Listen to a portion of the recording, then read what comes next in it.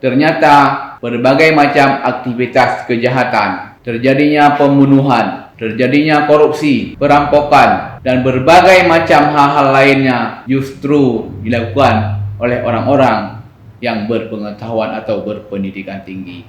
Bismillahirrahmanirrahim. Assalamualaikum warahmatullahi wabarakatuh. Hamdan syukurillah, salatan wa salamun rasulillah wa ala alihi wa sahbihi wa man tabi'ah. Allahumma salli ala Muhammad wa ala alihi wa ashabihi ajma'in. Ikhwan fillah rahimakumullah, pada kesempatan ini kita akan mengkaji tentang nilai-nilai Islam dalam pendidikan. Mencermati pendidikan hari ini, kita melihat bahwa ternyata pendidikan yang terjadi hari ini di negeri kita ini adalah belum mampu merubah pola pikir manusia, belum mampu merubah perilaku manusia menjadi lebih baik.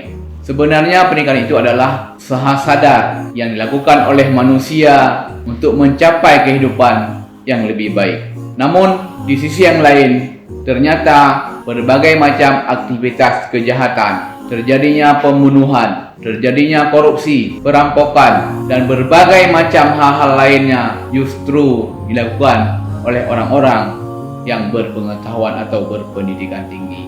Pemirsa yang berbahagia, kita berusaha untuk memasukkan nilai-nilai Islam di dalam pendidikan. Hal ini bisa dimasukkan dalam struktur ataupun muatan kurikulum yang diajarkan kepada peserta didik di semua tingkatan. Pemirsa yang berbahagia, kita perlu mencari keseimbangan antara pendidikan jasmani dengan pendidikan rohani, antara kebutuhan jasmani dan kebutuhan rohani. Sementara banyak orang, banyak pelaku pendidikan, banyak peserta didik yang hanya mengejar kognitifnya saja, pemahaman tentang intelektualitas dia, namun dia melupakan sisi rohaninya, sehingga tidak terjadi keseimbangan. Nilai-nilai Islam yang diajarkan oleh Rasulullah kepada para sahabatnya, yang diwariskan kepada generasi berikutnya sampai dengan hari ini masih kita laksanakan, masih kita amalkan, sehingga orang yang berpegang teguh pada nilai-nilai Islam ini, maka kehidupan dia jauh lebih baik, jauh lebih sempurna.